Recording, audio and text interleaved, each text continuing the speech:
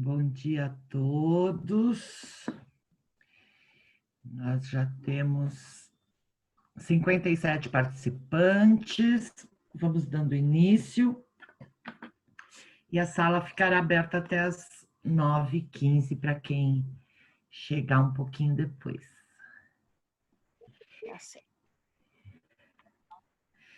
Então, estamos hoje indo para o nosso terceiro encontro integrado, o terceiro encontro do Faça Bonito, o segundo integrado com toda a equipe do serviço. Estamos aqui com a presença de toda a equipe Vocação, a Natália, a Mariana, a Carla, a Priscila, Nilza, Andréia Áurea, Andréia Barreto, o Milton e eu. E os serviços, hoje nós temos a turminha do CCA. Então, temos aqui o CCA Jardim Marizal, CCA Vale das Virtudes, CCA Turma da Toca Ana Maria, Lar Batista, Jardim Aurélio, Paróquia Santo Antônio, Casa do Zezinho, Jardim São Bento, Espaço Conviver, Jardim Santo Antônio, São José, Peinha, Turma da Toca Mitsutani, Piracuama, Imaculada e o CCA Ingá.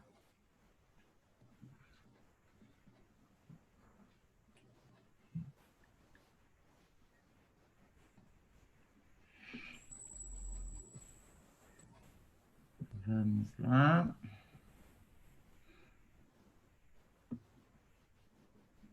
Então, para a gente começar,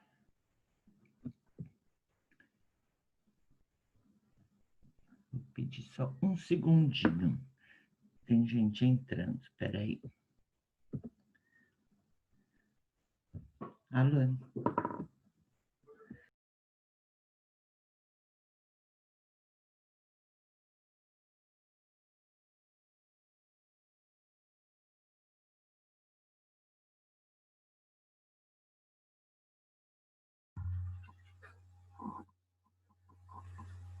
Bom dia. Bom dia. Ah, que bom. Queria ver se estavam me ouvindo. Bom dia. Bom dia. Bom, nós temos também presentes a equipe do CRAS Campo Limpo, Capão Redondo, CRAS Vila Andrade e SAS Campo Limpo. Então, vamos lá.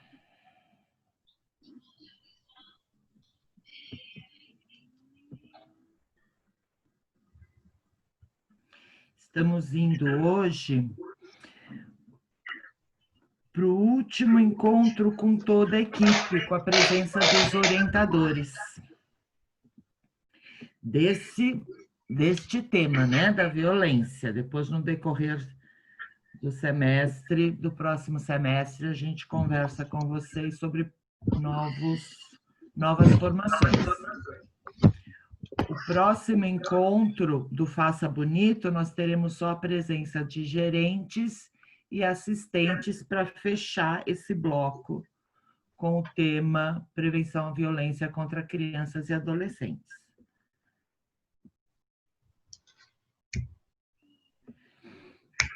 Então, o nosso cronograma do dia. Aqui o cabeçalho está errado, gente. 9h, nós teremos a apresentação. Às 9h15, nós vamos fazer uma colheita.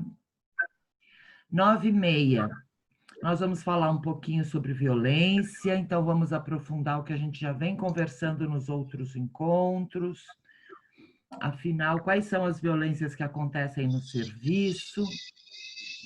E e qual é o nosso olhar para ela. Nós vamos dar uma pausa para o café às 10h30. Aí vamos fazer um trabalho em grupo, nós vamos ficar em subgrupos por 1 hora, conversando um pouquinho. A gente acredita que quando estamos em subgrupo, conseguimos dar mais voz, né, para vocês, porque grupos menores a gente consegue conversar mais. Aí voltamos para o grupão, para falar na plenária o que a gente viveu no grupo, e 12h encerra o encontro.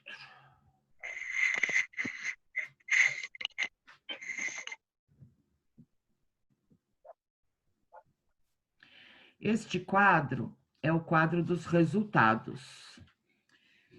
Então, para hoje, que é a coluna que vocês estão vendo bem à direita, nós temos, é o resultado do curso inteiro, né? Então, para hoje, nós temos como resultado que os orientadores socioeducativos e os técnicos especializados serão capazes de colaborar com o acolhimento oferecido às famílias nas situações de violência. Um outro resultado esperado é relatar e sistematizar os casos de violência envolvendo as crianças e adolescentes com os quais tiverem contato. Colaborar com o planejamento do serviço, no que tange à prevenção e enfrentamento da violência, a partir de informações sistematizadas sobre as proteções e desproteções vivenciadas pelos usuários e famílias. Então, como, através das atividades, esse orientador consegue fazer sistematizações que ajudam no planejamento do serviço. Em contrapartida, como esse prontuário das crianças também ajuda o orientador a planejar suas atividades. É esse o foco deste resultado. Aí tem mais um resultado, que é conduzir atividades a partir da escuta qualificada dos usuários, com a intencionalidade explícita de enfrentamento à violência, de maneira participativa e fomentadora do protagonismo dos usuários. Então, hoje nós vamos olhar para 2 novos protótipos, um que fala de cuidado, confiança nesse cuidador, sendo esse cuidador um par, um profissional, a família, e também o protagonismo, né? Como que por meio do protagonismo, essa criança e esse adolescente acessa seus direitos. E tem aí um último resultado que serão capazes de relatar e sistematizar ações socioeducativas, realizada na perspectiva da prevenção à violência. Então, vocês vejam aí que a gente está colocando uma importância na sistematização, né? Como é importante o registro.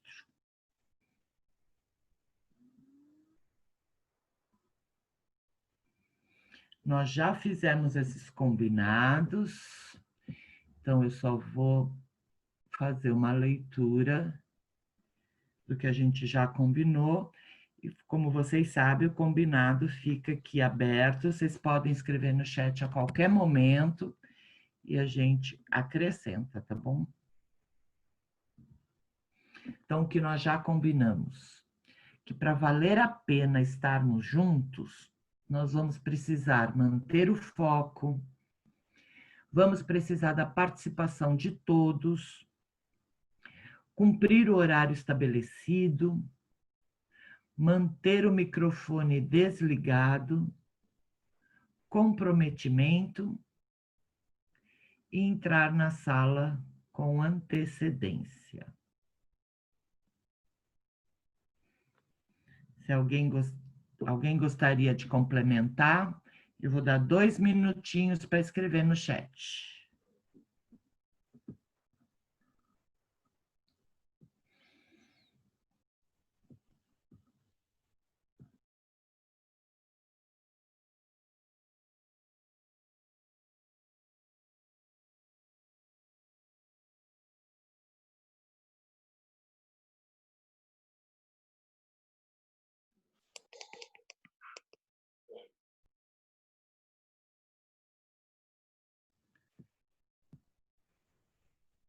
Vamos lá. Qualquer coisa no decorrer do encontro vocês podem escrever, tá bom?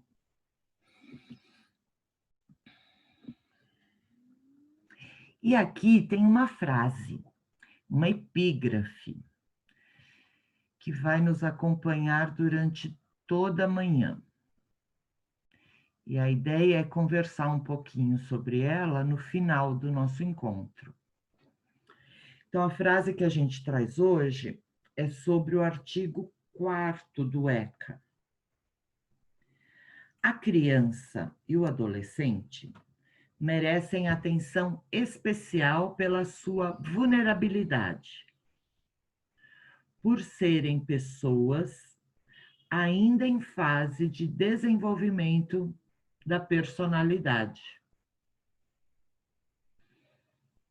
Então, vamos ler a frase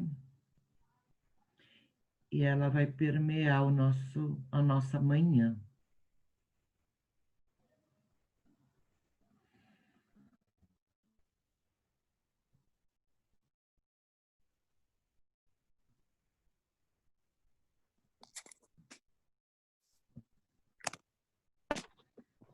Tudo bem, gente?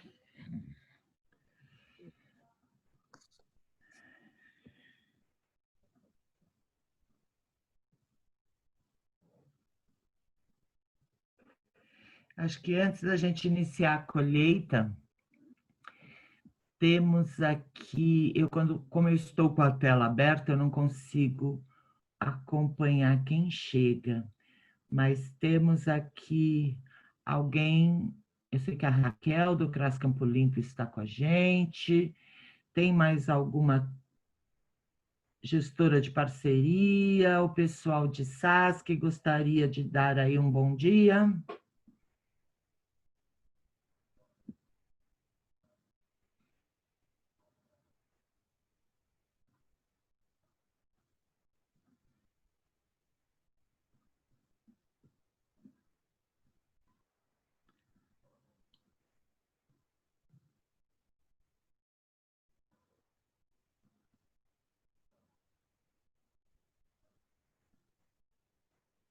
Bom, a qualquer momento vocês pedem a palavra, acho que elas não estão me ouvindo.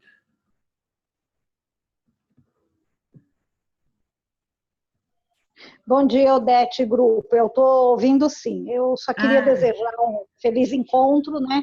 Que a gente possa sair com muitas aprendizagens e muita esperança para continuar o trabalho. Bom dia.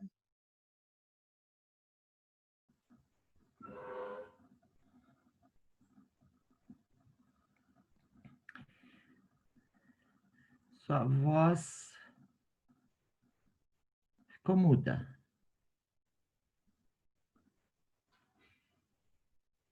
A internet está bem instável essa semana, né? Vamos torcer para dar certo.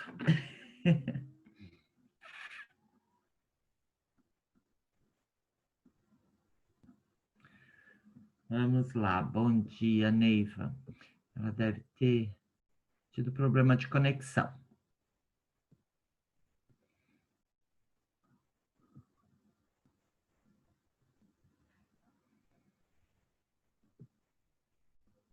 Então, vamos para a nossa colheita. Vocês receberam lá no WhatsApp um vídeo. Era um vídeo da Fafá, né? A Fafá Conta, lá do YouTube. E o vídeo que nós colocamos no WhatsApp era Não Me Toca Seu Boboca. Eu queria agora ouvir um pouquinho de vocês, acho que umas 3 pessoas poderiam falar, as outras escrevem no chat. O que vocês têm a dizer sobre esse vídeo? O que vocês acharam do vídeo? Que luzes acenderam? O que chamou a atenção nesse vídeo? Aqui no CRAS Campo Limpo, eu já vou falando.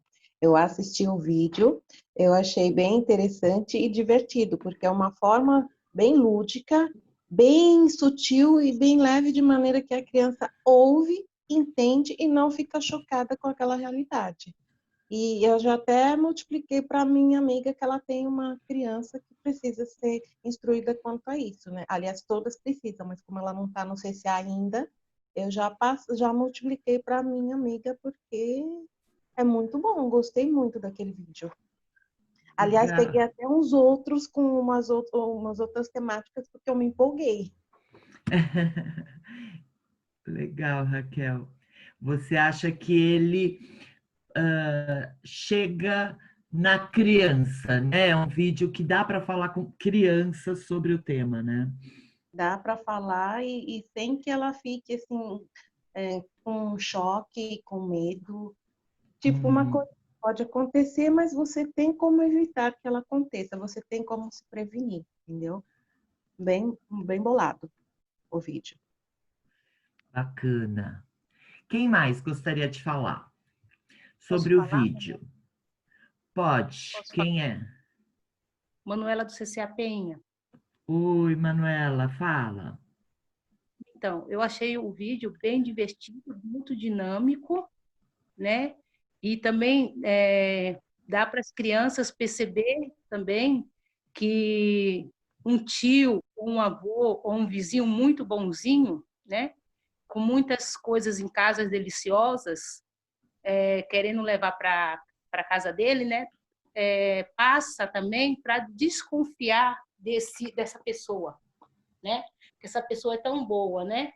Por que essa pessoa é tão boa? Tanto que eles vão na casa para assistir uma televisão, para jogar um videogame, né? Eu acho Uhum. que dá para passar para eles também desconfiar das pessoas tão cativantes, né? Eu gostei muito do vídeo, interessante mesmo. Bacana, Manu. Quem mais? Eu queria falar, posso falar? Pode, diga seu nome e o Eu sou a serviço. Beatriz, CCA Jardim Aurélio. Oi, Beatriz, diga lá. Bom dia, pessoal. Bom dia. Então, eu achei assim super dinâmico mesmo. Eu faço as minhas palavras mesmas das colegas que falaram. E assim, ela tem, eu acho assim, a Fafá, além de tudo, falando um pouco dela, ela até Aham. é da pessoa até conseguir passar de uma maneira melhor. Ela tem, eu senti que ela tem pegada no que ela faz. Eu acho que até para você passar, você tem que saber mesmo realmente o que você está passando e você tem que gostar do tema. Que acho que fica até mais fácil para você conversar com a criança. Porque se você não tiver preparado, eu acho que a gente fica meio assim, até com receio de falar. Então, acho importante você estar muito por dentro do assunto e ter a pegada mesmo para conversar com a criança, porque realmente é muito dinâmico, prende a gente. É como até uma outra colega falou, que eu fiz o mesmo que ela, eu vi o vídeo e também corri atrás de outras historinhas dela, que acho que é Pipa e Fifi, alguma coisa assim também. E eu achei o máximo. Curti demais. E assim, tô louca que passa essa pandemia para aplicar até a historinha. E assim, as rimas que ela faz é muito legal, é muito bacana. Então, gente, bato palma pra Fafá, assim, até ela sendo aquela contadora de história maravilhosa. E gostei pra caramba. Eu não tinha participado, eu não consegui participar do primeiro encontro da vocação por causa de problemas técnicos. Assim, fiquei chateada, mas assim, o gerente passou para mim os materiais, eu fui vendo os vídeos, outros materiais que vocês mandaram, e assim, o tema é show, e o vídeo que vocês mandaram, nossa, parabéns, gostei muito mesmo. Achei show de bola. Você acha que esse vídeo e o material que você recebeu vai contribuir na sua prática? Não, muito, muito, muito mesmo. É por isso que eu falo, andei até comentando, né, com o pessoal do trabalho lá do CCA. É uma pena que acontecesse essa pandemia, né? Porque assim, dá para ver que tem muitas atividades que dá para aplicar assim com as crianças, até com um adolescente, até com nós mesmos. Perguntas que eu reparei que a gente até fala para nós mesmos assim, pergunta: como que eu queria que fosse Tem uma pergunta que fala o que na casa do seu amigo tem, na família dele tem, que na sua que você gostaria de ter, algo assim. E é verdade, é coisa que você acaba nem se perguntando, né? Então, achei que, nossa, o material vai ser muito nossa, bom aproveito mesmo. Eu gostei muito mesmo. Pena que não é pessoalmente, assim. Aham. E como que a gente, acho que o nosso desafio, diante disso que você traz, né, é como adaptar todo esse material, né, de modo online, para a gente já conseguir conversar com as crianças, adolescentes, famílias, né, já que a gente não tem aí um prazo para estarmos juntos presencialmente, né, o que a gente pode já ir fazendo e já ir adaptando e pondo em prática. Acho que está aí o nosso desafio, né? Exatamente. Mas eu acho assim, só desse vídeo, eu acho que ele já dá uma mexida. Uhum.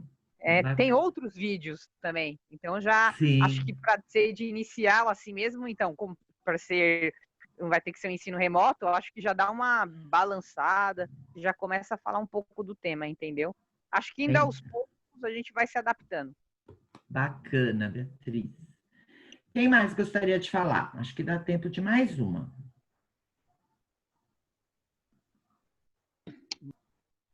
Letícia! Vamos lá, Letícia. Oi, Odete, bom dia.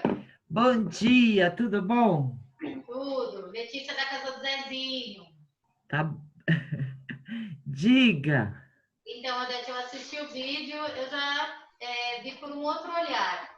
Me chamou a atenção o quanto nós temos que ficar espertos e abordar isso até no momento em que a gente esteja com os pais, ou discutir no momento que os orientadores estejam em grupo.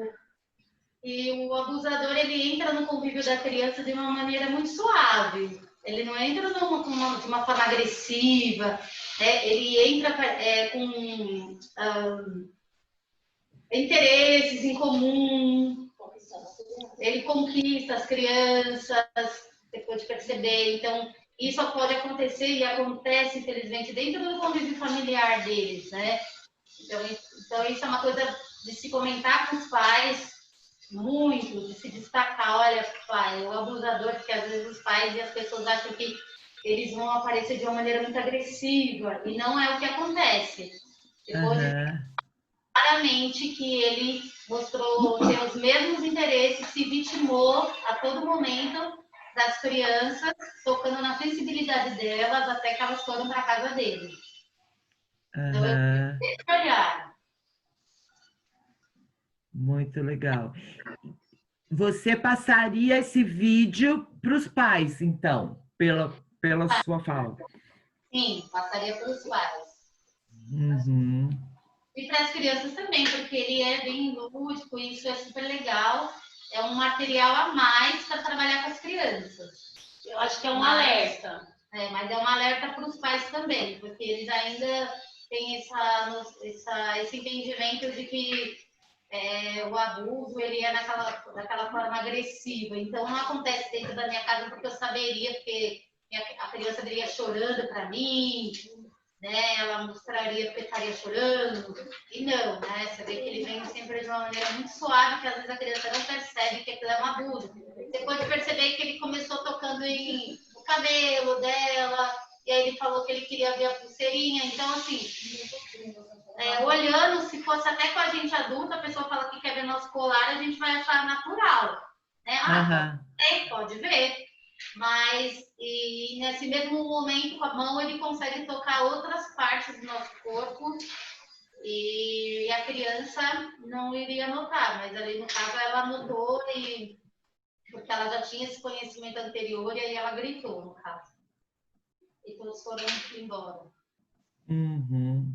É um alerta também, porque acho que nem todas as crianças têm esse conhecimento, né? Nem todas as crianças terão essa... Então, acho que é uma coisa que a gente precisa passar para as crianças, não só para os pais, porque às vezes o pai ele tem esse entendimento, mas ele não passa para o filho. né? O pai não pode Aham. dizer que o abusador pode ser alguém da própria família. O pai não passa para o filho que, se uma tia tocar em algum lugar, você tem que... Não, é sua tia. Então, o pai não toca nesse assunto. O responsável não vai tocar nesse assunto. De falar que um tio, um irmão, um pai, enfim, alguém da família pode abusar de você. Você viu que as crianças foram até a casa dele, né? Elas foram até a casa. Então, isso acontece no dia a dia. Meu vizinho, aquele vizinho que se dá bem com todas as crianças do bairro. Então, as crianças Aham. entram e saem da casa dele o tempo todo. E os pais, por confiarem nele, deixam as crianças entrarem e saírem da casa dele o tempo todo. Esse é o discurso de alguns adultos, né? Mas ele é um adulto tão bonzinho, ele trata tão bem as crianças, né? Então tem que ficar preocupado, né? E alertar as crianças quanto a isso, né? Você não entra na casa de uma pessoa, mesmo que seja seu tio, se não for comigo, né? Como tratar, né? E a gente e nós vimos lá na coleta, né, das violências do instrumento que vocês preencheram, que a maioria dos casos acontecem em casa, né, e por conhecidos, né? Então eu acho que conversa muito com o que a gente descobriu, né, com o que a gente já sabia, enfim, e constatou. Eu acho que nem todos os adultos, óbvios, nem todas as pessoas são abusadoras, mas que a gente precisa Lógico. alerta aos sinais, né? Existem sinais, existem situações que a gente precisa parar e refletir. Eu acho que é isso que a gente precisa passar para as nossas crianças, para os nossos adolescentes, que existem sinais. O abusador, ele dá sinais, se você parar para analisar, você percebe alguma coisa. Eu acho que a gente precisa ficar atento a esses sinais. E os pais também não conversam com as crianças, né? No caso de 6, 7 anos, não conversam. Então é importante conversar com eles o seguinte: se você também não conversa, você tem que estar mais atento para não colocar seu filho em determinadas situações. Eu acho que o filme traz que é possível conversar com crianças, né? Que esse tema não é só um tema para se falar com adolescente, né? É um tema possível e necessário, e o vídeo mostra uma forma de se falar com crianças menores, né? E levar a gente a pensar o que fez a menininha lá, né? Do vídeo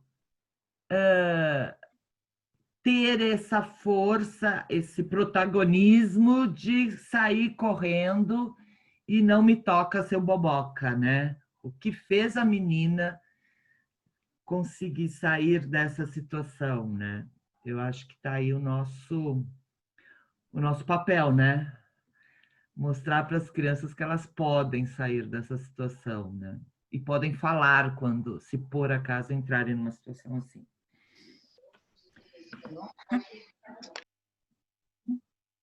Mais alguém gostaria de falar? Eu gostaria, bom dia, Odete, Marcelo, aqui do CC Bom dia, Aurélio. Marcelo.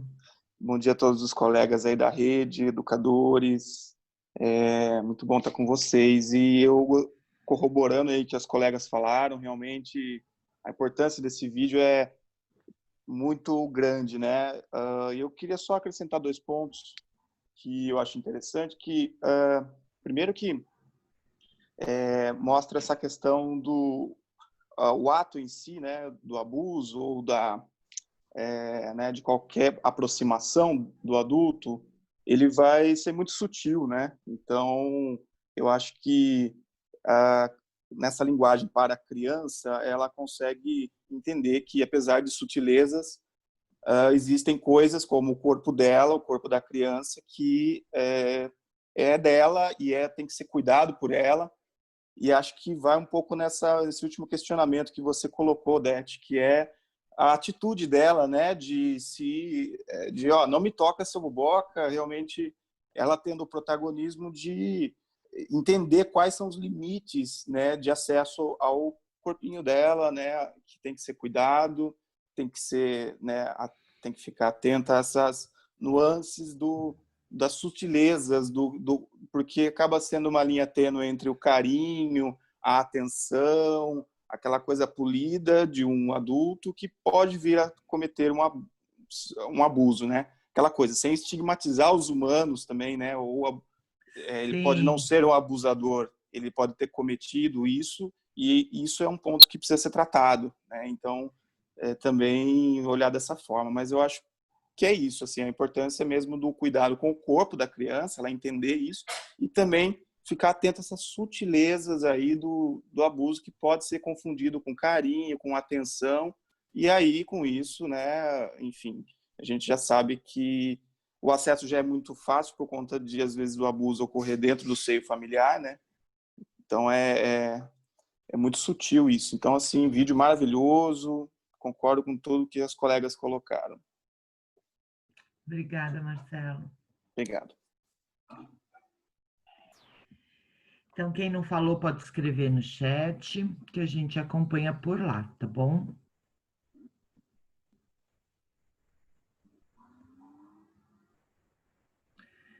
Milton, bom dia.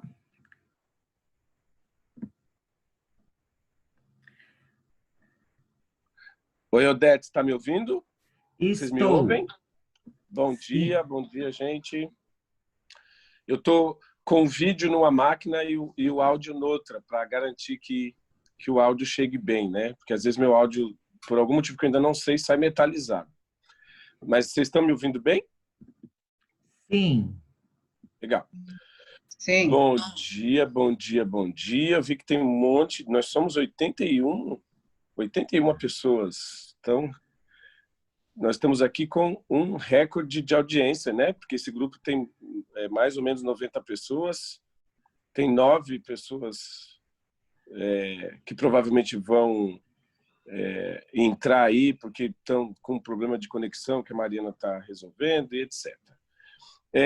Só antes de entrar aqui numa retomada, né, dessas, assim, de cada uma das violências, a gente achou importante dar uma revisada e principalmente debater um aspecto das violências que, em alguma medida, vocês já trataram, que é a gente ser muito cuidadoso. De um lado, a gente tem que ser cuidadoso porque, infelizmente, a violência contra a criança e adolescente ela é cometida pelo cuidador, e tomar cuidado porque ele continua sendo cuidador, hein? E esse é o desafio do trabalho que nós, da convivência e do fortalecimento de vínculos, enquanto serviço especializado, né, de convivência e fortalecimento de vínculos, a especialidade nossa é essa. A gente está atuando ali na perspectiva de que esses vínculos se mantenham fortes, e nós não somos e não devemos atuar como polícia judiciária. Portanto, nós não acusamos, nós não produzimos prova. Nós acolhemos, protegemos e fazemos com que essa criança, esse adolescente, nesta família, se fortaleçam. Então, parece que o vídeo aí, e acho que foi super bem lembrado e bem destacado pelas pessoas que falaram, e mesmo pelas pessoas que colocaram aqui o chat, o vídeo, a gente escolheu ele porque ele é um método, né, gente? Ele em si é um método de prevenção. E que características que ele tem, né? Ele tem, primeiro, o respeito à inteligência da criança e do adolescente, e, portanto, ele tem que ser um material que acione essa inteligência. Ele foi feito ali para essa criança até 10 anos. A gente percebe que ele funciona muito bem, sim, com adolescentes, porque ele vai trabalhar também essa ideia da metáfora, que para os adolescentes é importante. E ele tem um elemento da educação entre pares, né? As crianças escapam juntas do risco. E esse é um elemento importante da convivência, do fortalecimento de vínculos. E tem a ver com o eixo que a gente vai trabalhar hoje, que é a confiança nos cuidadores, nos pares e nos profissionais, né? Então, esse protagonismo e essa presença coletiva das crianças e dos adolescentes que se ajudam uns aos outros a se afastar do risco. Isso é importante, não é um detalhe ali na história eles estarem juntos. A gente também tem a ideia de que a violência é cometida por uma criança isolada no interior. Também. Mas essa não é a realidade da metrópole. Na realidade da metrópole, as crianças estão em grupo. E, portanto, trabalhar o protagonismo dessas crianças, que elas podem apoiar e proteger umas às outras, e aos adolescentes, é fundamental na estratégia de prevenção. Não é uma coisa um a um, até porque a nossa política, a gente tem sim uma abordagem individualizada, mas nós vamos trabalhar com grupos. Como é que esse grupo se protege, como é que essa criança estando, por exemplo, num grupo de colegas da escola, também percebe ali o risco. E a gente falou apenas de uma violência que é aí o abuso, né, sexual.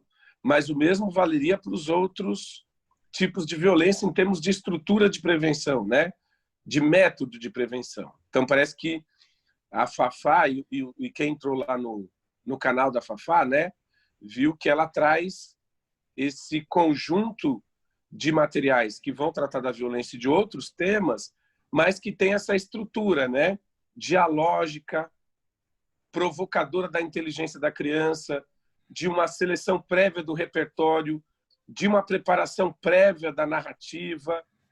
Então, é um material que você pode projetar e apresentar, por exemplo, para um grupo de crianças. Você pode trabalhar com este livro, com qualquer outra literatura, ou até produzir uma literatura que possa criar ali um clima para uma roda de conversa, né? Legal. Então, aqui a gente falou vamos dizer assim, da característica didática de uma estrutura de atividade preventiva, e o vídeo veio nesse sentido. Ele é um material que pode ser usado diretamente e ele pode inspirar condução de atividades. Pensando os tipos de violência, a gente avaliou que valeria a pena retomar... deixa eu só colocar aqui a tela.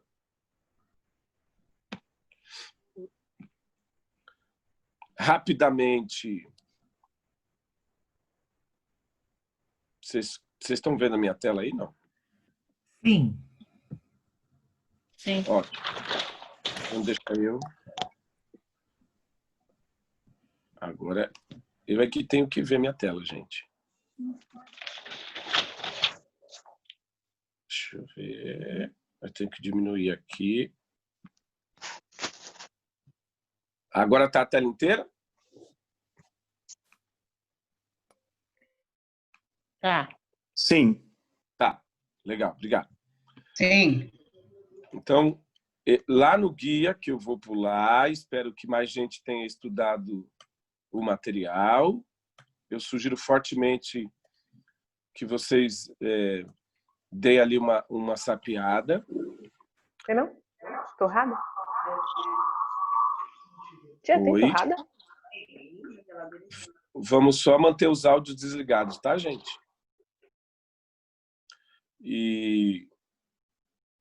Isso, obrigado.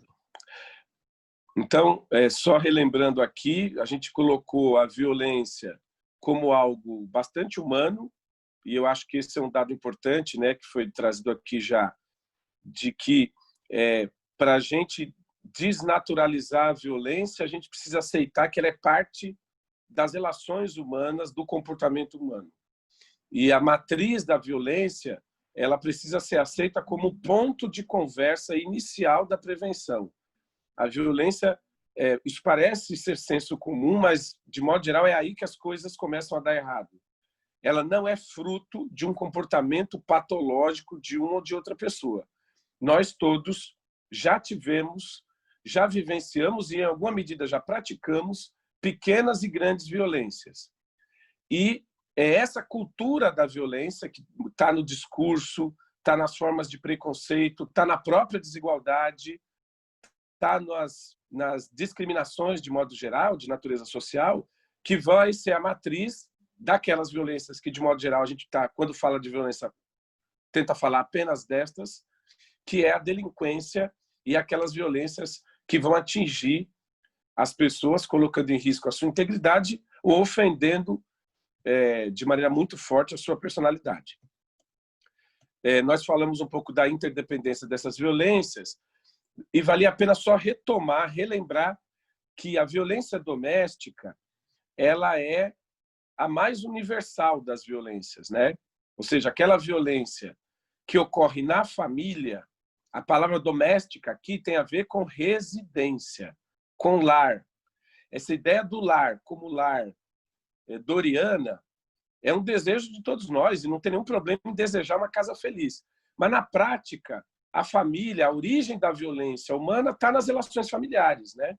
Então, a gente sabe que na história da família, a história social da família, nós temos uma presença extremamente violenta do homem como um proprietário dos filhos e da esposa, com direito de vida ou morte.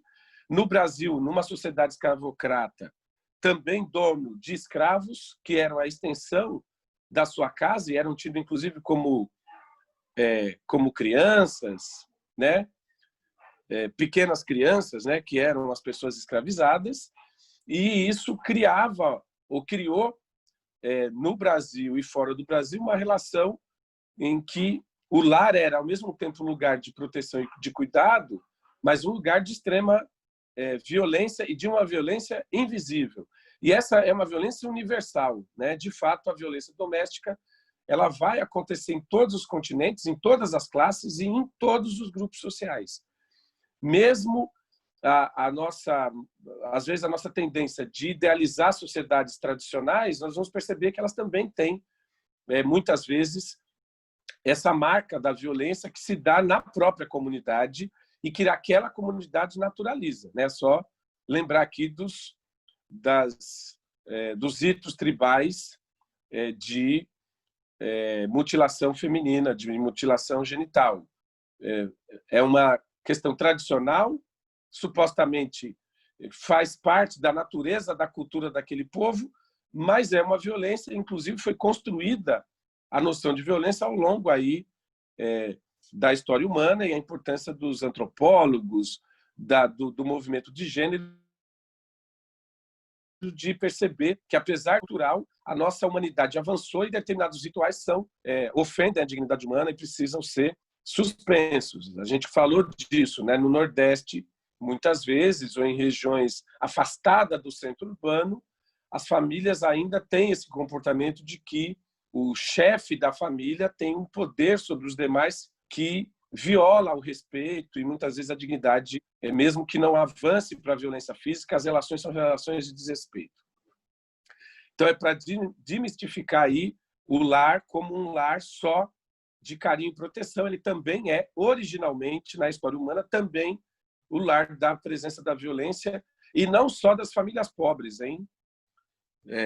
Seria bom que a gente só tivesse violência entre pobres. A gente teria menos violência, apesar de ter muitos pobres no Brasil. Mas não é isso. A violência, essa violência está presente em qualquer arranjo doméstico. E ela vai, então, aparecer como negligência e abandono. E aqui eu tenho uma pergunta para vocês, que é por que a negligência e o abandono é a violência mais polêmica daquelas violências que vão ser objeto do nosso trabalho de prevenção e de enfrentamento. Por que ela é tão polêmica, a violência doméstica caracterizada como negligência e abandono?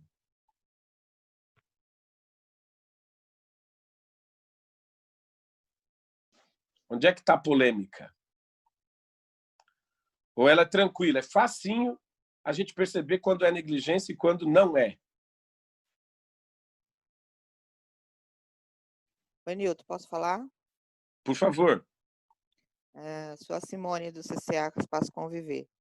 Eu Legal, acredito que seja porque a negligência barra abandono parte das pessoas que mais próximas da criança e do adolescente, né? Ou seja, essa violência, essa negligência parte da família. Eu penso que seja por isso que é tão polêmico isso, porque seria como se esse tipo de coisa não devesse existir dentro da família, dentro do âmbito pai, mãe, familiar direto, né? Então, a gente pensa que esse tipo de coisa não deveria partir daquelas pessoas que supostamente deveriam ser as protetoras, né? As tutoras, as que devessem ter o direito, o dever, na verdade, o dever de proteger a criança, proteger o adolescente, e muitas vezes a negligência, o abandono parte exatamente dessas pessoas, eu penso assim. Muito bem. Então, uma fonte da polêmica seria essa quase traição, né? Da confiança que o abandono gera na criança e no adolescente vítima da negligência. Alguém mais falaria de um outro aspecto que torna a negligência e o abandono uma violência tão polêmica? Eu? Diga eu. Elaine, da casa do Zezinho. Diga, querida. Bom dia, tudo bem? Tudo bem. Então, acho que é um assunto polêmico e acho que é algo que vai ser sempre, porque ele vem das pessoas que deveriam nos proteger, deveriam cuidar dos seus, deveriam... Então, vem de pessoas, muitas das vezes, desestruturadas, né? Pessoas que, na verdade, não estavam, como é que eu posso dizer, preparadas para ter uma família, para criar, para ter filhos, para, enfim, simplesmente colocam as crianças no mundo. Então, eu acho que essa é tão repercutiva, é tão grande e é tão incômodo justamente por isso, pelo fato de que essas pessoas que deveriam prestar aqueles primeiros, né, aquele primeiro acolhimento, aquela pessoa que deveria estar do lado é aquela pessoa que vira as costas, é aquela pessoa que é negligente em várias formas, né? E eu acho que muito daí também, porque a pessoa não está estruturada, né? Não tem uma estrutura para ser um responsável por outra pessoa, né? Mas eu acho também que essa questão de estrutura, essa pessoa também sofreu alguma coisa, talvez. Então, o que é estrutura? O que é desestruturada? Ela também aprendido com a família, vindo de uma família, né, que não ensinou coisas que para um é tão comum, é tão natural para mim que eu tenho que fazer isso pelo meu filho, e para o outro não é. Tem que ser ensinado, tem que ser orientado. Então, essa questão de estrutura, né, que para mim é desestruturada, é complicado dessa palavra.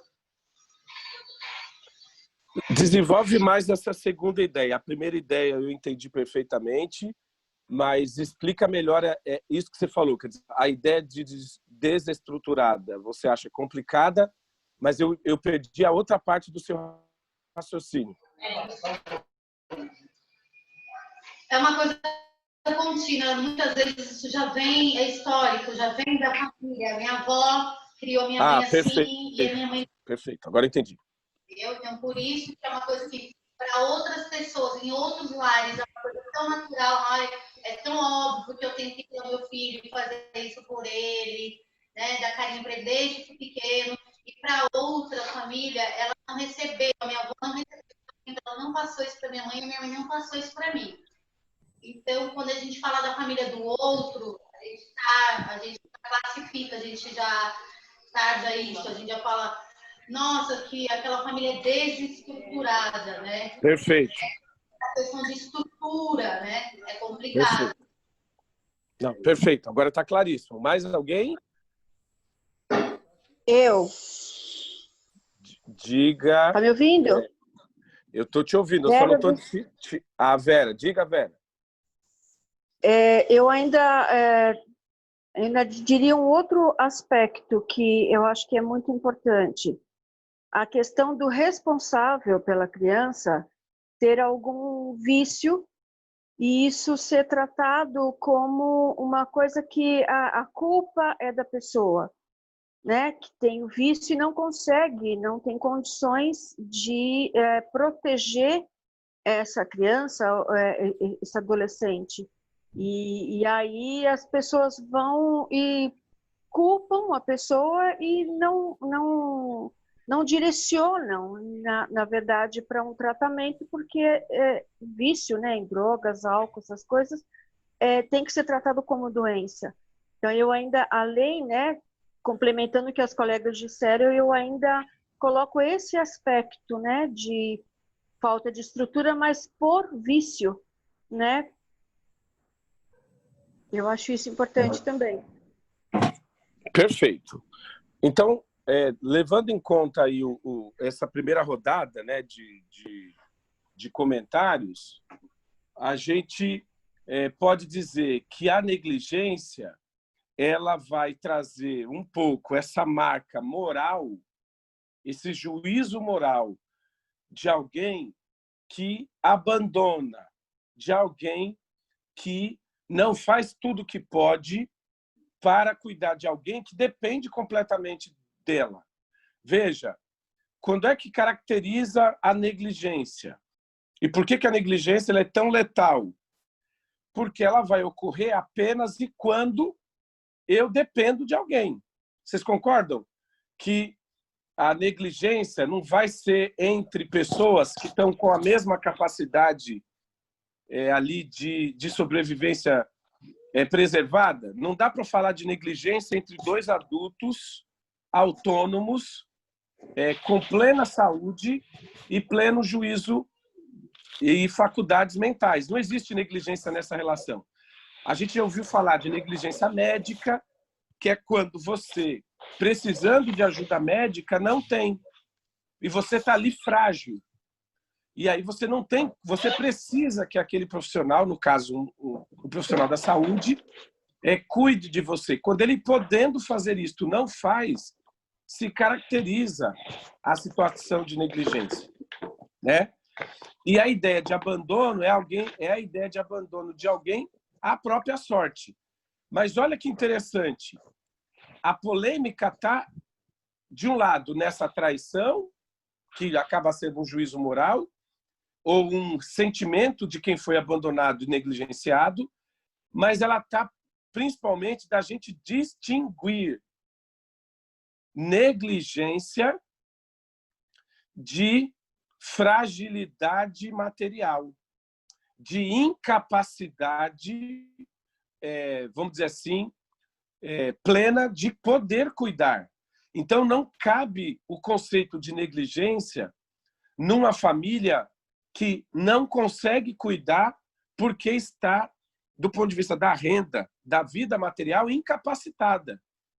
Ou seja, não é uma decisão, não passa por uma escolha cuidar ou não cuidar. E vocês vivem esses exemplos com bastante frequência. Uma família, e a gente mapeou, vocês viram lá na pesquisa, um número não desprezível de famílias, mais de 3 centenas de famílias num território pequeno, se a gente pensar em termos de extensão territorial, não de população, que não tem acesso à água encanada e a esgoto. Uma família sem água e esgoto não pode ser acusada de ser negligente com a limpeza dos seus filhos, porque ela não tem água, ela não tem esgoto. Você não pode fazer aí um juízo, neste caso, de negligência. Você pode estimular que ela use os recursos que ela tem, você pode trabalhar ali, que ela receba apoio de outras famílias, mas você não vai poder caracterizar aquilo como negligência. Então, o conceito de negligência supõe alguém que, tendo condição de cuidar, não cuida. Ou seja, eu tenho que afastar qualquer juízo moral sobre a negligência e trabalhar, de fato, a identificação da capacidade de cuidar. Uma mãe em sofrimento mental não é negligente, ela está vivendo um problema sério de saúde. Uma mãe com dependência química, não dá para você jogar isso na caixinha da negligência, ou um pai, porque você está vivendo um problema de saúde gravíssimo, que vai gerar, por exemplo, como consequência, a desvinculação. Portanto, a capacidade de cuidar, neste caso, está comprometida, que não significa uma ação intencional de não cuidar, ou de cuidar pouco. Então, temos aí um desafio. E nós sabemos que a negligência acaba atingindo mais as mulheres, vocês pegam os dados, né? A gente trabalhou esses dados. O negligente é uma mulher cuidadora. E a gente sabe que a negligência tem uma história, como trouxe brilhantemente aí a equipe da Casa do Zezinho, né? Eu esqueci o nome da pessoa que falou disso. Que é a história, o padrão intergeracional de cuidado, que muitas vezes ele vai estabelecer para aquela família hábitos de cuidado que naquele padrão familiar são considerados adequados. E que a gente, na doutrina da proteção integral, e às vezes em outras experiências familiares de cuidado, vamos estranhar. E às vezes, sim, caracterizam a negligência. Mas a nossa atuação vai exigir, como lembrou aí a colega, olhar para essa história de cuidado intergeracional, esse padrão de cuidado que foi herdado e foi aprendido. E, portanto, você não troca um padrão por outro só por vontade. Você vai ter que fazer um trabalho de revinculação, de práticas de cuidado e etc. Então, essa é a polêmica com a negligência. E todo mundo aqui sabe, quem dialoga aí, foi envolvido, né? Eu sei que o Piracuama é um dos serviços que tem um histórico interessante, porque muitas vezes o nosso afã é de caracterizar o abandono e a negligência, inclusive para punir a família, para tirar a criança dela. E o nosso trabalho é justamente o contrário, é mostrar que é possível reverter essa condição de negligência com um bom trabalho social, obviamente articulado com toda a rede de proteção. Legal. O que não quer dizer que não haja, de maneira alguma, negligências severas e criminosas, hein, gente? Há sim, mas muitas vezes, nos casos de negligência, há uma caracterização equivocada.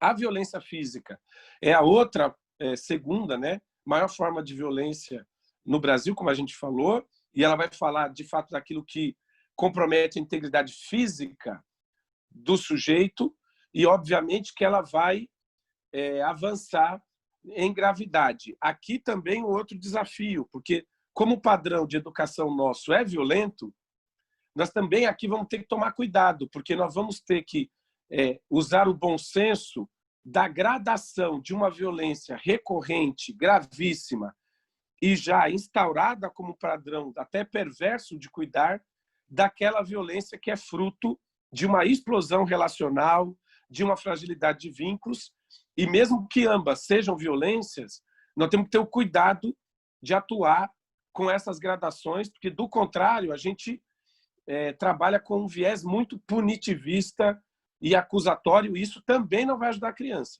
né? Então, nada de passar pano, mas nada de superdimensionar, mas entender esse jogo da violência física naquelas relações, né? E, portanto, o lugar que ela ocupa ali como única prática possível de cuidado.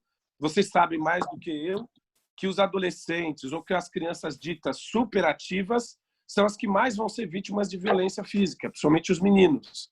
Não é à toa, porque eles são aqueles que mais desafio vão apresentar para os adultos na lógica do cuidado e dos limites. Então, como trabalhar outros recursos de cuidado que não passam pela agressão física como um recurso desesperado de proteger, muitas vezes, aquela criança, aquele adolescente. Não necessariamente a intenção de agredir, né? A violência psicológica, que muitas vezes vai estar combinada com as outras duas que falamos, ela vai ter, de um lado, aquelas condutas de desrespeito, de constrangimento e de humilhação que vão acontecer dentro de casa, e quando elas acontecem fora de casa, elas vão ter essa característica da violência institucional, daquele sujeito que, tendo a obrigação de cuidar, não cuida, né? Um profissional da saúde, um profissional da escola e etc., que vai se caracterizar muitas vezes com violência institucional e não necessariamente psicológica. Aqui a lei prevê, né, esse decreto, né, que organiza ali o sistema o sistema de garantias das crianças e adolescentes, que é a legislação mais recente para qualificar essa violência, vai incluir a alienação parental cometida por um familiar contra outro para tentar, vamos dizer assim, neutralizar o afeto daquela criança pelo cuidador, e a exposição dessa criança que muitas vezes as famílias fazem sem saber que estão fazendo, né? Com a internet isso é muito comum. Você expor as crianças nas redes sociais, vocês conhecem esse caso recente aí da família que expôs vamos dizer, os defeitos da adolescente como se isso fosse engraçado, né? Então isso vai caracterizar ali a violência doméstica. A violência sexual, que muitas vezes é reduzida vamos dizer assim, ao ato de penetração e etc. E, na verdade, a legislação é muito clara em falar que abuso sexual é qualquer ação com finalidade sexual. Então, expor a criança a filme pornô, deixar que ela assista com pessoas menores de idade ou misturada com maiores de idade, é tão grave quanto as violações físicas de natureza sexual, e que vão, obviamente, do ponto de vista do Código Penal, vão ser agravantes no crime, mas elas são tão violentas quanto na dimensão do abuso.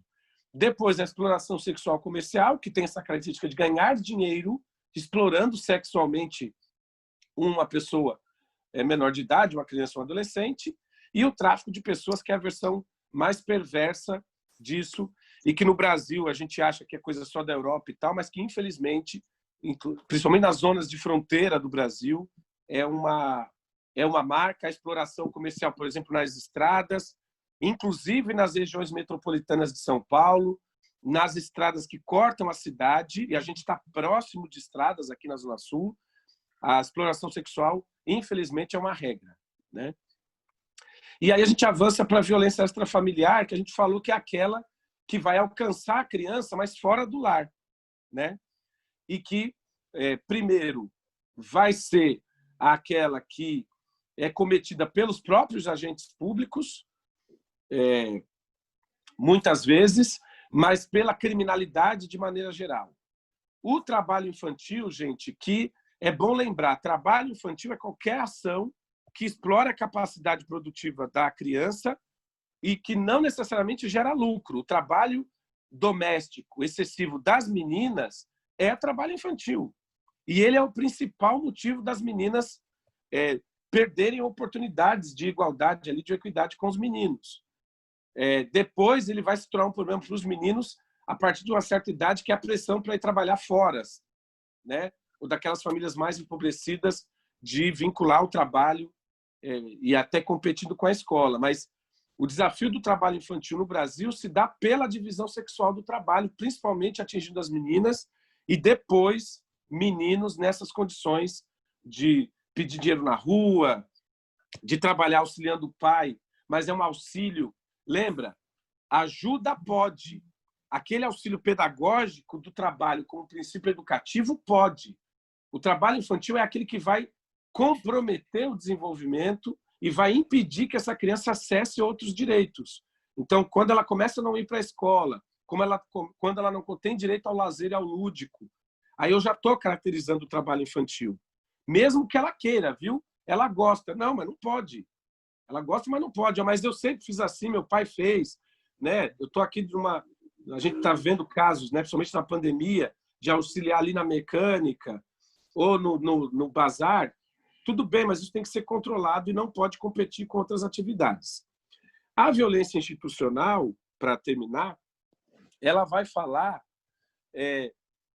no nosso caso, isso apareceu, né, nesse grupo no encontro passado, que é a revitimização, que é onde nós, do Serviço de Convivência, nós somos um dos principais agressores, que é escutar de maneira equivocada a narrativa de violência, fazendo intervenções que são desnecessárias. Isso depois vai se repetir no serviço de saúde, vai se repetir no serviço ali de polícia e judiciário. Então, há todo um cuidado disso não acontecer. E quando não é revitimização, é a própria violência institucional, né? De uma escola que não faz o que deve para proteger uma criança que está vivendo uma situação de violência. Por exemplo, pela omissão. Isso é violência institucional, ou seja, ela pode ser ativa ou passiva, né? Ou numa UBS ou no hospital. Então, tem aqui uma marca grande da violência que nós próprios fazemos. A autoagressão, ela vai trabalhar, a gente viu aqui, muitas vezes ela é um efeito colateral de uma outra violência que vai se manifestar aqui como autoagressão. O suicídio é o limite dessa violência, mas, de modo geral, começa com mutilações pequenas em partes do corpo que os adultos não costumam verificar e vai avançando para situações mais graves, né? E que muitas vezes tem interface aí com a saúde mental dessa criança, desse adolescente, mas às vezes é efeito, inclusive, de proteger-se do ponto de vista psíquico de outras violências. A violência entre iguais é importante, a gente falou disso, mas não custa insistir. Bullying, dessa perspectiva, gente, não existe bullying de adulto para criança, hein? Bullying é entre iguais. Pode até ter bullying de adulto com adulto, porque eles são iguais ali numa relação, por exemplo, de trabalho. Mas quando um adulto faz bullying com a criança, o que ele está fazendo é violência psicológica. Se ele estiver fazendo isso dentro de uma instituição com apoio dela, ele está fazendo violência institucional. O bullying é a ação ativa ou passiva do próprio jovem, da própria criança com outra criança, né? Direta ou indireta, incluindo o cyberbullying, que é uma praga e que está, infelizmente, acontecendo de maneira muito forte nas redes sociais, etc. Para terminar, chamar a atenção aqui para um aspecto que é o peso das violências, dessas violências na narrativa de vocês. Quando vocês mandaram para a gente os casos, lembra? São 555 casos mapeados em toda a SAS Campo Limpo. E vocês narraram 107 casos. O que a gente percebeu? Que na narrativa dos casos que vocês fizeram, lembra que vocês contaram uma historinha lá no instrumento, principalmente o gerente e o assistente técnico, você tinha a maior presença da violência psicológica, seguida da violência física, né? Ou melhor, desculpa, a violência psicológica seguida da negligência e do bullying. A violência física estava em terceiro lugar. Quando a gente pega os dados dos casos que vocês contaram, a violência física ela ganhou uma importância. Ou seja, vocês narram mais casos de violência, explicam mais casos de violência do que aqueles que vocês contaram. Então, isso acontece também com a violência sexual, né? Ela vai ser maior nos casos do que nos números. E parece que a gente está falando aqui do quanto essas violências nos afetam, né? E da importância da sistematização, de fato, dos casos, né? Então, a violência física nos pega de jeito, essa violência psicológica e a violência sexual, mesmo que ela seja menor em termos de narrativa do que a negligência, né? O que pode ser um bom sinal, porque parece que esse grupo está vacinado de fazer juízo de valor contra as famílias por conta da pobreza, né? E de fato, ali perceber as negligências. Então, a gente pode fechar esse bloco trazendo a importância da gente caracterizar nos nossos relatórios, nas nossas narrativas das rodas de conversa, na escuta ali especializada, caracterizar bem como é que essa violência chega e como é que ela se encaixa nesses tipos de violência e se conecta uma com a outra, né? Isso vai nos ajudar muito ali na prevenção. Bem, gente, era isso para esse bloco. Acho que podemos seguir, né, Odete? Podemos.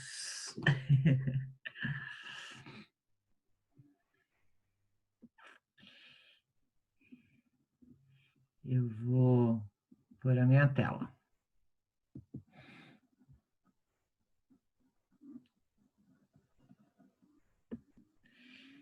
Estamos... Deixa eu ver que horas são.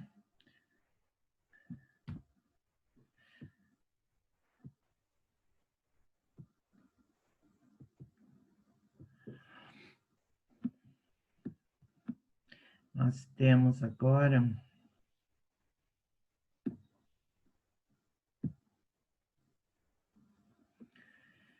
uma pausa para o nosso cafezinho. Deixa eu pôr na tela.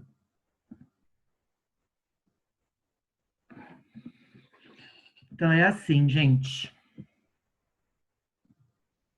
Agora nós vamos ter uma pausa de 15 minutos para tomar um café. Cada um aí no seu cantinho, na sua casa, ou aí no serviço. Eu vi que tem uma turma que está no serviço, né? E durante o café, como nós fizemos no último encontro, nós vamos ser divididos em grupos. Então, não desliguem a conexão, fiquem aí, que o próprio sistema, com a ajuda da Natália e da Mari, vão dividir a gente nos grupos. Quando voltarmos do café, nós já estaremos em subgrupos. Ok? Odete, só para a Diga. gente combinar aqui, como nós temos o Lar Batista, a Casa do Zezinho e mais alguém que está acessando coletivamente o encontro de hoje, eu acho que são só esses dois, né? São Bento também, pelo que eu vi. Tá. Tem então, o CCA Dona Diva também. É que eu não consegui participar do que vocês fizeram com o meu grupo. Ah, então tá, mas você tá sozinha, né? Isso, tô sozinha. Não, aí tudo bem. Ô, Beatriz, desculpa, qual é o seu cargo? Eu sou orientadora socioeducativa. Legal. Então, os grupos que estão em coletivo vão coletivamente para a mesma sala, obviamente, tá? Porque o ideal é que as pessoas tivessem computadores independentes, mas quem não está, vai junto para a mesma sala, ok? Então, fiquem tranquilos. Certo. São só estes mesmos, mas alguém que está junto? Eu falei Jardim Tem eu São... também, a Beatriz, sou a Beatriz CCA São José. São José, vocês estão juntos? Não, estamos separados. Ah, legal. Não, é só quem está junto, em equipe. Então, acho que é o... Ah, tá bom, desculpa. Imagina. Legal, gente. Então, é só para vocês ficarem tranquilos que todos juntos, a máquina que vai, né? É o processador, enfim. Então, 15 minutinhos, deixa eu ver que horas são. 10h15, 10h30 a gente se encontra já nos subgrupos, ok?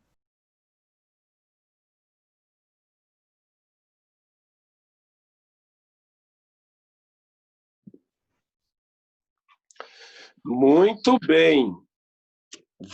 Todo mundo devidamente catapultado? É de uma maldade isso. Gente, os novos tempos. A gente vai ter que cumprir o horário, perceber quando tem que parar, cortar, seguir. Todos nós estamos aprendendo, porque essa coisa dos tempos é um desafio.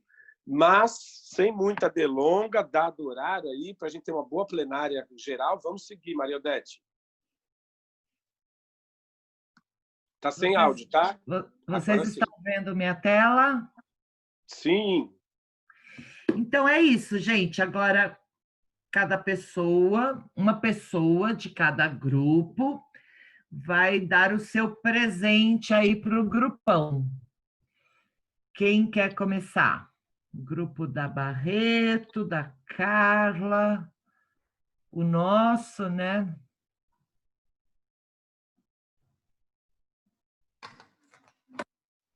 Quer começar, Marcelo? Oi, eu posso começar sim. Vamos lá.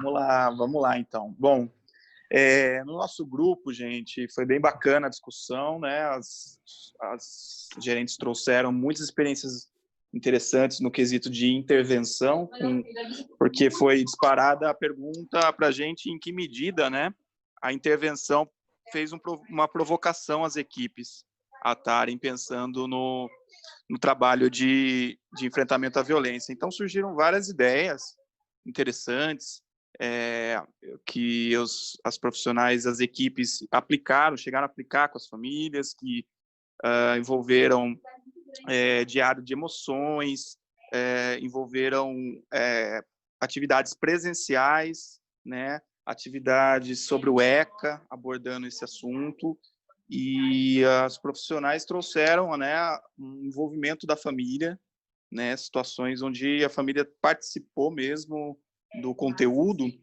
E aí o Milton também e a Odete foram pontuando algumas, na fala dos profissionais, foram pontuando alguns pontos importantes que acho que eu vou trazer aqui, mas fica aberto para o nosso grupo aí poder complementar aí essa fala, tá? Então, assim, foi importante também trazer a questão da gente, enquanto gerente, ter a tranquilidade de priorizar qual a necessidade, né? Tanto da equipe como das famílias. Então, entender que, na verdade, a gente tem essa função aí de oferecer um território de segurança para ter uma escuta tanto qualificada como uma escuta especializada sobre o que chega, né, de situações com as famílias. Então, a gente tem algumas, foram trazidos, né, que o material ele tem trazido um embasamento e segurança para as equipes poderem trabalhar nesse sentido, né? Ele traz também materiais para a gente não ter aquela escuta equivocada, né? E também foram trazidos questões relacionadas aí ao terceiro protótipo também, que fala um pouco do mapa dos afetos, né? Então, a importância da equipe técnica sistematizar o mapa dos afetos daquele núcleo familiar e perceber nesse mapa também onde é o papel das equipes, né?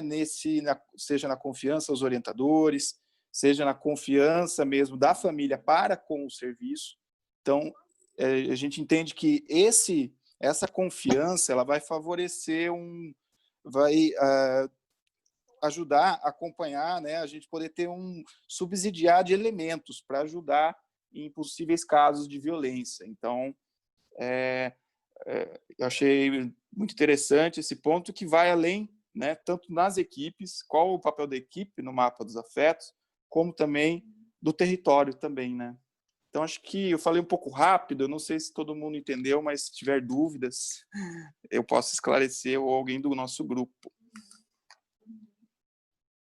Muito bom, Marcelo. Alguém do grupo quer ajudar a gente ou contemplou aí o debate do grupo?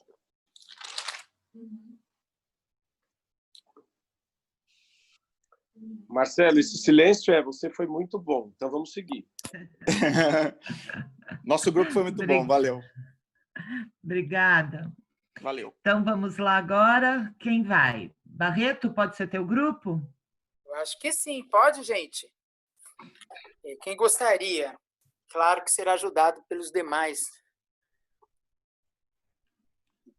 Bia, Neide, tem um monte de gente.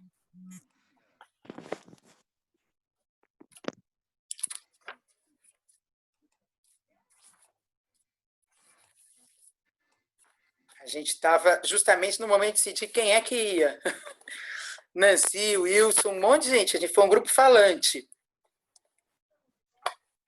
Acho que é compartilhar aqui um pouquinho do que apareceu. Dar esse presente aqui para o grupão. Ó, Marcela, a Rosa está dizendo que contemplou sim, então está aparecendo aqui no chat. Legal, valeu. Ó, quem vai falar do grupo da Barreto, sem o compromisso, né, gente, de reproduzir o debate, viu? Compartilhe o que você achar que é relevante, tá ótimo. Vamos lá.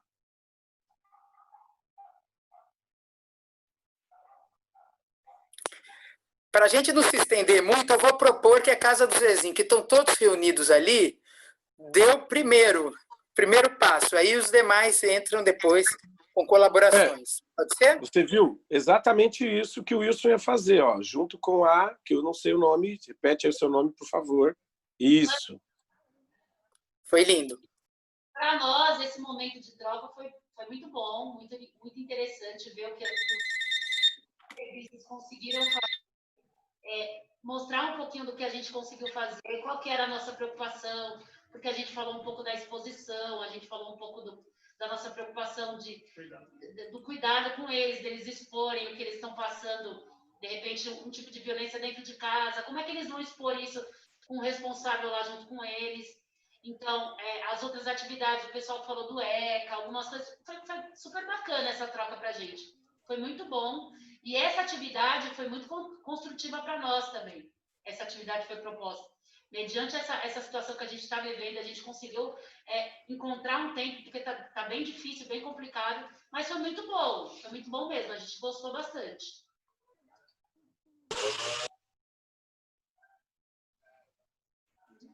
Travou? Ô, gente, ótimo, é isso que eu... Diga, Beatriz. Eu também quero falar uma coisinha que achei bem, que a casa do Zezinho falou. Fica é que é meio complicado, porque na hora que eles comentaram como que na hora das atividades, eu fiquei meio preocupada com isso, eu não tinha parado para pensar. Como que as próprias crianças às vezes vão fazer atividade e mandar para nós, e se eles têm que usar o próprio aparelho da mãe ou do pai. E às vezes tendo que o próprio pai ou alguém da família, não vou nem falar a palavra, mas molestou, abusou. E aí fica Tem atividades também que outro CCA passou, que até a Andréa Barreto perguntou, será que a resposta foi verdadeira ou não, já que fez com a família? Então, acho que fica acho que nada como pessoalmente. A proposta é legal, mas ainda, gente, vou ser muito realista. Eu acho que nada me incomoda um pouco esse negócio de remoto, tem que ser por internet, tem que mandar. Às vezes, eu acho que não é verdadeiro. Assim, mas quando o caso do Zezinho falou isso, eu falei, mesmo. Como que talvez a criança vai mandar uma resposta sabendo que o violentador está ali do lado e eu vou falar uma coisa? Então, eu acho que é meio complicado. Acho que, pessoalmente, é outra gada. A Beatriz está falando, porque assim, a gente já, antes mesmo de, por exemplo, de ter esse encontro, né, proposto pelo Vocação, a gente trabalha já esses assuntos na casa do Zezinho. E, às vezes, no olhar, né, dentro de uma sala, a gente conversando e abordando algum certo tema que fala sobre a violência, às vezes a gente percebe no olhar da criança que ele quer nos falar alguma coisa, ou no comportamento gestual dele, ou numa indireta que ele dá. Então, é muito difícil a gente fazer isso no plano remoto, numa aula online. Porque nós vemos o exemplo. Você está me dizendo aqui, mas quem está aqui fora da câmera, o pai pode estar lá com a cinta. Fala, infeliz. Você vai apanhar. Então, a gente tem essa preocupação, esse receio, de repente ele não se expor, porque quando desligar a câmera, é ele e o agressor. O pai ou a mãe, ou o tio, ou o cuidador, ou o responsável. Exatamente, já fala. Muito bem. Gente, antes de passar a palavra para outro grupo, como isso surgiu no grupo de gestores, só para a gente aqui ter uma visão comum, tá? Primeiro, a gente já aprendeu com o movimento de mulheres, de violência contra a mulher, como é que faz. Nós vamos ter que aprender no serviço de convivência e fortalecimento de vínculos. Como é que a mulher vítima de violência, quais são os artifícios que a gente está criando para a mulher falar que tem algo errado sem que o agressor descubra. Nós vamos ter que aplicar esse conhecimento às crianças e adolescentes. É simples assim. E cada serviço vai inventar formas de fazer isso. O que é importante nesse momento, em termos de recomendação, neste momento, nós estamos com duas premissas. Primeiro, não dá para esperar a pandemia acabar, porque ela não vai acabar. Assim, queiramos ou não, a gente entrou num regime de muitos anos em que as atividades presenciais serão entrecortadas. Essa intensidade da presença física em grupos, todo mundo sabe que vai demorar, pelo menos aí, a parte mais otimista, 2 anos. Os grupos originais. Então, mesmo que volte, os grupos serão menores, as atividades serão intermitentes, etc, etc. Legal. E tem algo Já te dou a palavra, Barreto. Neste momento, pensar em ações concretas, mesmo com esse mal-estar, Beatriz, que todos nós temos, e está vivendo esse mal-estar, de avançar no domínio dessas tecnologias, inclusive da combinação delas a favor da proteção das crianças e dos adolescentes. Lembrando que a boa e velha visita com segurança sanitária para checar in situ situações que podem ser, está mantido como protocolo nacional do SUAS, hein, gente? Na dúvida, visite. Na dúvida, convide o usuário para uma reunião presencial. Na dúvida, convide o cuidador. Não necessariamente o agressor. Nada disso está suspenso em nenhum município do Brasil. Tem várias normativas, inclusive do CONANDA, da SMADES, do CNAS, do MDS, deixando claro que esses protocolos de acompanhamento e verificação estão mantidos. Então, ninguém precisa ficar com caraminhola na cabeça. Sentiu dúvida? Faz a visita. Agora, neste momento, eu queria tranquilizar vocês. Eu acho que a gente não precisa pegar o bastão inteiro de uma vez só. Se a gente fizer abordagens que criam sentimento de proteção nas crianças, isso não é pouco. Mesmo que não venha ao caso, porque o ambiente pode ser um ambiente que ele não está seguro ou que o agressor está muito presente, acreditem no potencial preventivo. Se você jogou a semente, essa criança, esse adolescente vai dar um jeito de chegar a você. Se você fez isso num grupo, ele vai buscar o colega. Se você trabalhou confiança nos cuidadores, ele vai buscar um outro parente. E pode ser que esse parente ligue para você ou ligue para o serviço. Isso nos dá também uma certa tranquilidade. Nós não temos que ser 100% certeiro da primeira vez. Ok? Agora, o que vocês estão dizendo, que isso é muito importante, é nenhuma atividade pode ser feita de um jeito a colocar essa criança num ambiente de insegurança. Então, reveja suas atividades para que elas não entrem neste campo, porque isso não vai ajudar em nada a criança.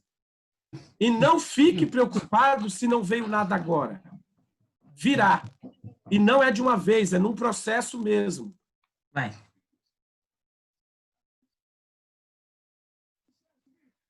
Podemos seguir?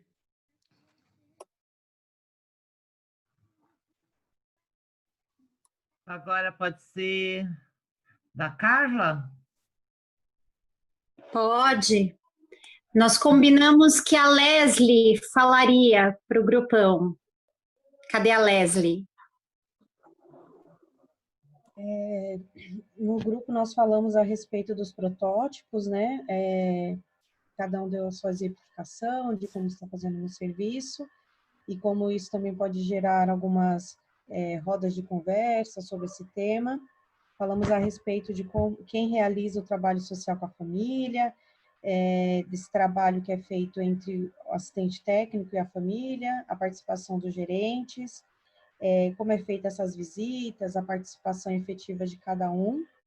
Falamos a respeito das atividades socioeducativas e como elas são um local que delas se emerge temas, né, que nós podemos trabalhar, né? Nós falamos a respeito dos vídeos que nós produzimos, das atividades que nós já temos no serviço, a necessidade de ampliarmos os conhecimentos, fazermos um trabalho de monitoramento com as famílias, a formação contínua e microvigilância.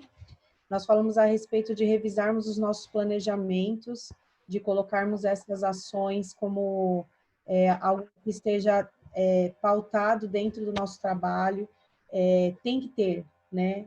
Dentro de toda essa rotina de trabalho que nós temos, nós precisamos ter uma agenda que fale a respeito dessas questões. Nós falamos a respeito de alguns temas que emergiram, e um deles, né, é a questão da internet, de algumas famílias considerarem que a internet é um local seguro para as crianças. Nesse tempo de pandemia, em que as crianças estão com contato excessivo dessa rede. Então, nós temos, os serviços têm divulgado algumas coisas de cuidado, trabalhando com as famílias, essa questão do uso da internet e dos riscos, né? Nós falamos a respeito das fontes de afeto e de proteção, como nós fazemos esse mapeamento, a importância da gente entender quem são essas referências familiares, quem são essas referências dentro da comunidade, e isso faz parte essencialmente do nosso serviço, que é um serviço de convivência e fortalecimento de vínculos. Então, isso é algo que a gente não pode ficar apenas dentro da política, precisa ser uma realidade diária. Nós falamos muito sobre escuta qualificada, especializada, que é uma escuta que ela não é que ela seja padronizada, mas existe uma forma, existe uma especificidade ao você fazer uma escuta dentro do serviço da assistência social. A respeito das temáticas que nós podemos abordar, falamos da questão racial, falamos da questão das mães solos, falamos da questão de gênero, e que isso gera preconceito, que isso gera bullying, que isso interfere, que isso também violenta as nossas crianças e adolescentes.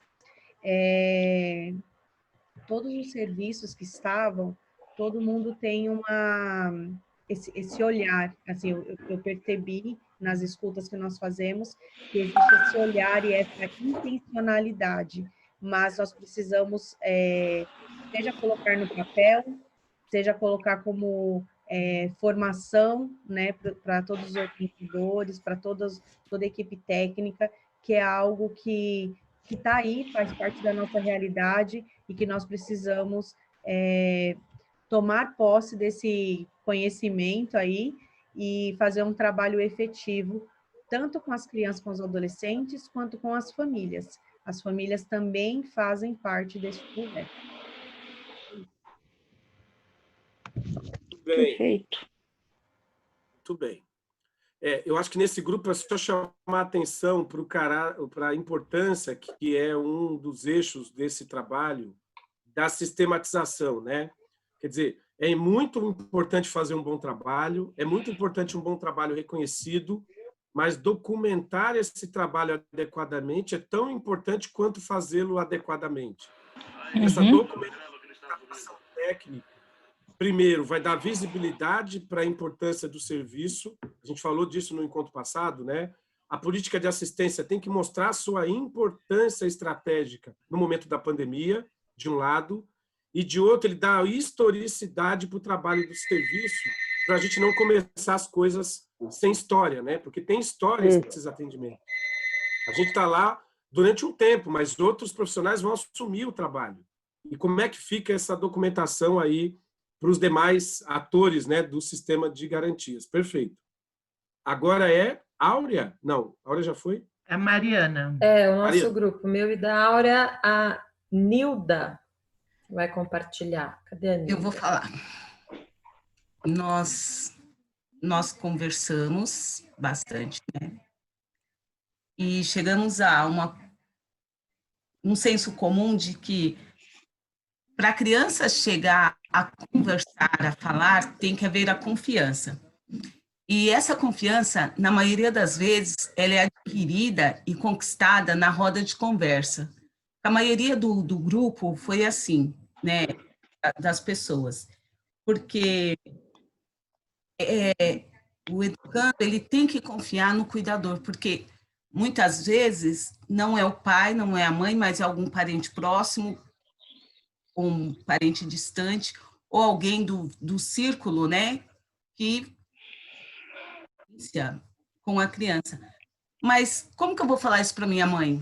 Como que eu vou falar isso para o meu pai, se não for eles? E como que eu vou falar para minha mãe, que é o meu pai? Pode ser meu irmão, pode ser meu tio. Então, ele vai logo no cuidador, no orientador dele.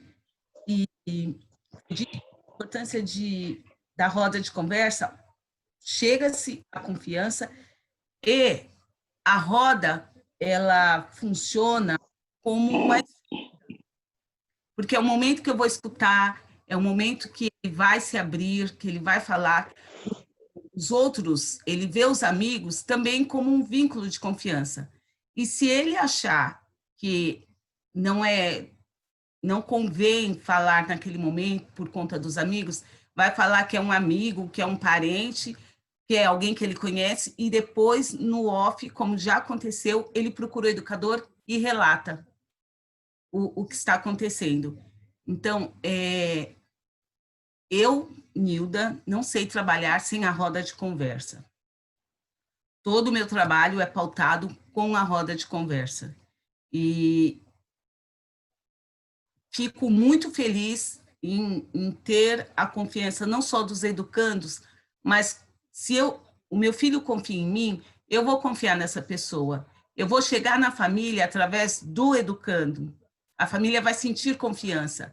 Nós ainda não trabalhamos com as famílias do Dona Diva, mas nós desenvolvemos 4 grupos de WhatsApp com eles, que a gente pergunta como que tá, como que estão as coisas. Com os pais, nós fazemos reunião online e muitas vezes, a maioria das vezes, as crianças participam, porque às vezes é um aparelho celular para casa. Então, ele não vai, como já foi dito, ele não vai falar lá no, olha, minha mãe está fazendo isso. Mas eu tenho casos de mães que chegam no PV e compartilham o que está acontecendo, o que ela não quer que o grupo saiba. Isso é muito válido para a gente, né? A roda de conversa é o ponto máximo, né? É o canal para você chegar às famílias. Porque toda mãe gosta que se cuida bem do filho. Você quer agradar uma família, você agrada a criancinha. Você chega com docinho, ou você chega com um sorrisinho, a criancinha pula no seu colo, a mãe já abre um sorriso. A mãe pode não te suportar, mas se o filho gosta de você, ela vai ser sua melhor amiga. Ela vai ser sua melhor amiga. E isso é que é a de mais gratificante nesse serviço, né? Você conseguir chegar nos pais através dos filhos. E muitas vezes os pais procuram você para falar com os filhos, coisa que eles não conseguem, que tem essa barreira com os pais. Ah, mas a Pro consegue. Vou conversar com a Pro. Eu tive caso recente de uma mãe que falou assim, ela tem gêmeas, e as gêmeas me deram muito trabalho, mas hoje, essa mãe, ela descobriu que eu amo cuscuz. Ela só falta fazer uma rua de cuscuz para mim. Vem na minha casa, vem me visitar, vem ver as meninas. Olha, conversa com fulano, porque fulano está assim. Mas ela te escuta, você consegue conversar. Isso é rico, isso é válido para o serviço. E esse é o nosso parecer para hoje. Muito bem. Enfim, esse que a Nilda traz o que é confiança e vínculo, e ao mesmo tempo, né, Nilda, como deslocar aos poucos o serviço como única fonte de confiança. Porque isso é um perigo, né? Quer dizer, a gente precisa ampliar as relações de proteção das crianças e ampliar as relações de proteção das famílias. Começa pelo serviço, mas como é que a família vai tendo outra família como fonte de afeto, um outro igual? Como é que a escola vira também esse lugar? Porque a nossa política tem que fazer os demais serviços públicos atuarem à altura da demanda das famílias, os sistemas de saúde, para que a gente não coloque sobre os nossos ombros, até muitas vezes, pelo excesso de compromisso que temos, isso é bom, mas a gente transitar para essa família, ela tem que confiar em mim, mas o meu trabalho técnico é que ela confie nas demais famílias do território, nos demais ativos do território e nos demais serviços do território. E se os profissionais não têm a atitude da Nilda, o nosso desafio é que eles aprendam a ter. E essa parte do SUAS é bem difícil, porque é muito complicado trabalhar com a cultura das outras políticas, e sem elas não há proteção social, não há ambiente de convivência, vamos dizer assim, sustentável e sustentado no território. Só para chamar aqui, acho que tem 3 postagens no chat que vale a pena retomar. Então, uma postagem está falando da importância dos mini-grupos. Eu acho que essa é uma abordagem bem legal de mini-grupos focado em determinadas fragilidades de vínculo, para que as famílias se ajudem com temas específicos, que é uma metodologia aí que uma parte do serviço está utilizando, que parece estar dando um ótimo resultado, né? Trabalhar a abordagem individual, trabalhar a abordagem de mini-grupos e essa abordagem das plenárias com todas as famílias do serviço. Essa ideia da sondagem dos direitos da criança, que é justamente assim, onde é que essa criança está, de fato, acessando plenamente o seu direito? Onde ela ainda não está? Onde ela se sente segura? Onde é que ela se sente insegura? Para que isso avance junto com a questão das emoções, que é o que o Espaço Conviver está fazendo, está chamando aqui a atenção. Essa ideia do mapa dos afetos vinculado ao projeto de vida, que é isso mesmo, né, gente? Conhecer as próprias emoções, conhecer os próprios vínculos, significa que são as relações que definem a identidade e o projeto. O projeto não nasce de dentro da pessoa e vai para fora como se fosse uma árvore, né? Ou um tomate. Humanos não são assim. A gente constrói nosso projeto de vida olhando para nós na relação com o outro. E é o foco do trabalho da segurança de convivência, essa importância relacional do desenvolvimento. E isso só nós fazemos. Não há nenhuma outra política que faz esse tipo de abordagem do desenvolvimento da criança, do desenvolvimento e do fortalecimento da capacidade protetiva das famílias, né, da criança e do adolescente. E, por fim, a ideia aqui dessa sondagem, né, que a Simone reafirma diante do que ela já escreveu, só para não perder aqui a colaboração do chat. Vamos lá, Maria Odete. Muito bom, gente, muito legal. Vamos seguindo, o tempo passou muito rápido. Encaminhamentos. Então, só para lembrar que o nosso próximo encontro será só com gerentes e assistentes técnicos. O grupo C é dia 14/8. Continua aí, né, as atividades online, então, para vocês olharem os protótipos, vocês já receberam mais protótipos lá no link. Temos aí o do protagonismo, né, com acesso a direitos, tem o da confiança, que nós falamos hoje. Então, para vocês continuarem olhando para esses protótipos, adaptarem ele online, aplicarem com as crianças, jovens, adolescentes, e mandarem aí no e-mail da Mari, no meu, até dia 10/8. O link da avaliação, por favor, gente, vocês vão receber lá no grupo de WhatsApp, também por e-mail. Eu preciso que todos preencham o link, tá? A gente precisa de todos para a gente poder fazer a nossa prestação de contas e também aí relacionar com a presença de vocês. Odete, posso falar uma coisa? Pode. Eu sou a Renata do Piracuama. Eu só acho que esse tempo que vocês estão dando é muito curto para a gente poder estar fazendo uma atividade assim melhor, né? Para estar fazendo com a família. Foi muito corrido do outro encontro. Eu acho que se desse um tempinho maior, acho que a gente poderia fazer uma coisa melhor. Você sugere quanto tempo, Renata? Porque hoje é dia 31. Você quer que a gente entregue a próxima atividade dia 10, não é isso? Isso. Vou voltar. Então, 10 dias é muito curto. Tá. Porque assim a gente está trabalhando, pelo menos a equipe Piracuama, a gente está trabalhando com os pais, né, pelo celular. E assim, a gente depende do horário que eles estão em casa. Uns estão trabalhando, outros estão online. Então, a gente só consegue fazer com eles no período da noite.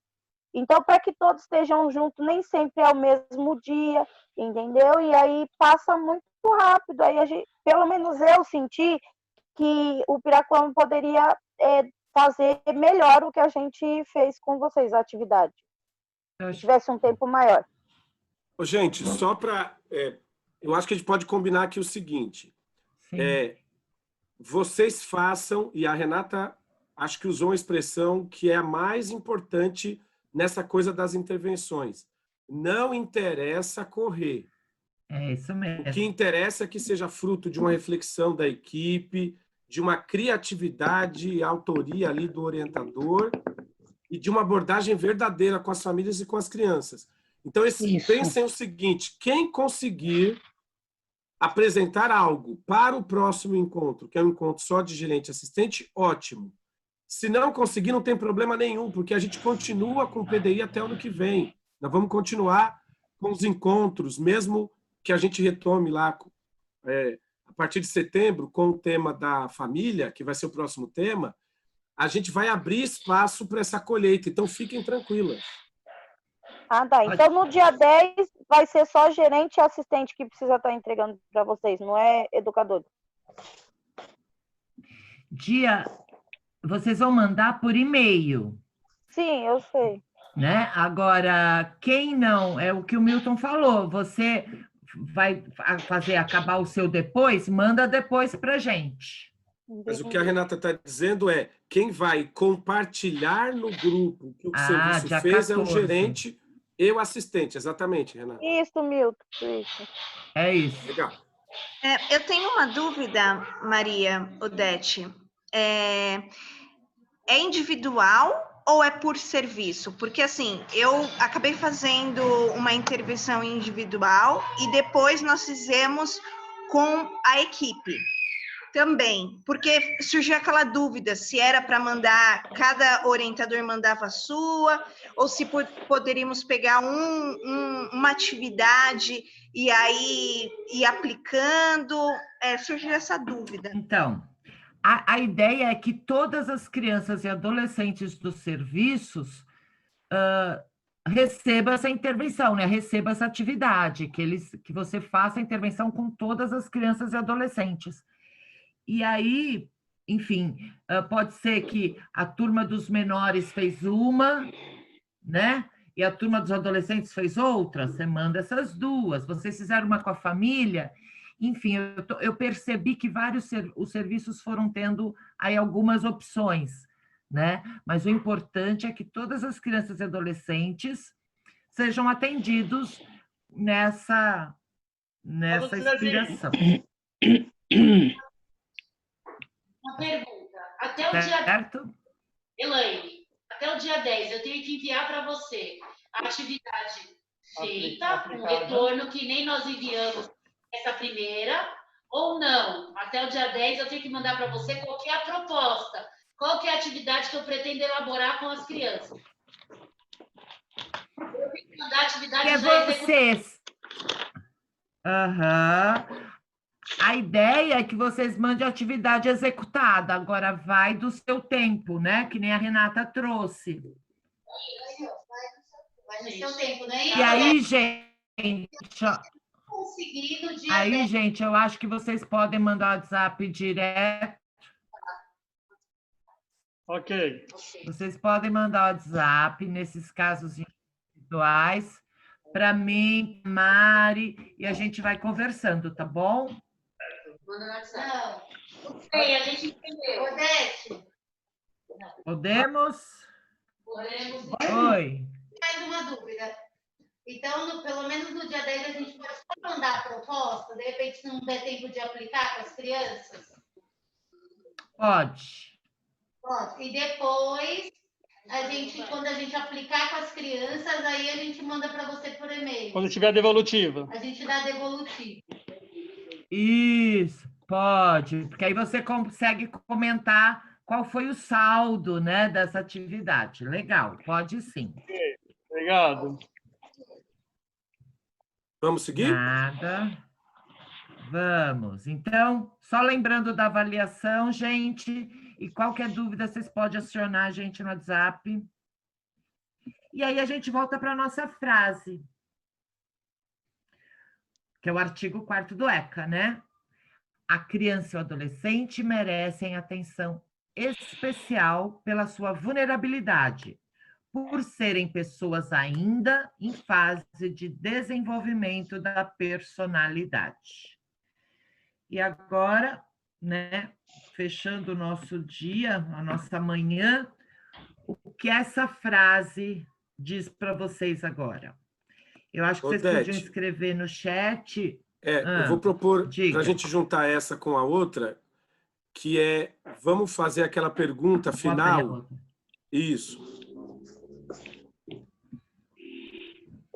Então, a proposta aqui é a seguinte.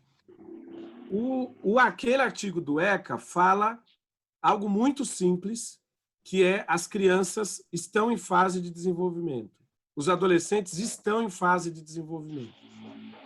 Isso que é uma ideia óbvia, vocês sabem que não é, porque a gente precisa ter noção do que significa isso quando propõe atividades, e a própria família precisa ter essa noção, e os outros adultos, profissionais que lidam com as crianças e com os adolescentes.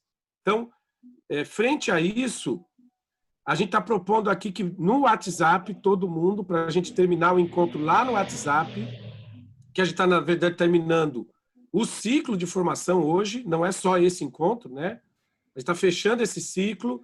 O encontro com os gerentes vai ter um caráter mais de conectar com o próximo ciclo, que vai ser o trabalho social com família, que começa em setembro, mas em termos temáticos a gente está fechando hoje. Então, a pergunta aqui é, e vocês falaram disso ao longo do dia, né? O que eu tenho, posso fazer melhor em relação à prevenção e enfrentamento à violência? Eu, como profissional.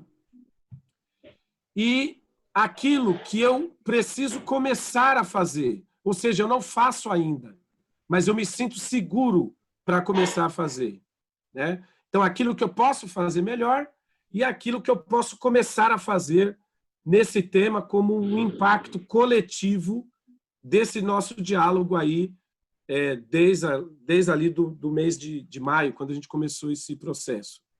Então, a ideia é que você escreva uma frase curta, individual, e poste lá no grupo C, para a gente.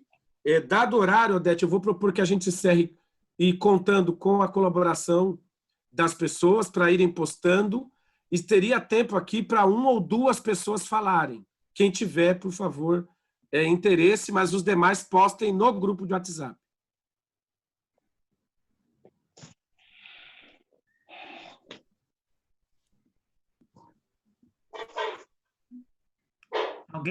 Alguém gostaria de falar? Pensando aí na provocação que está na tela.